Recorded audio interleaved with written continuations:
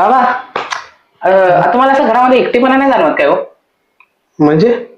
आईला जाऊन असं 10 वर्ष झालीत. हा जाणवत. फोन ठेवा हो, पहिलं महत्वाचं काहीतरी बोलतोय ना मी. जाणवते पण आता काय करणार आपण तरी. काय करणार म्हणजे बाबा, लग्न करायला पाहिजे आता. अरे वेडा आहेस का? हे वय आहे काय लग्न करायचं? अहो हेच तर वय आहे लग्न करायचं.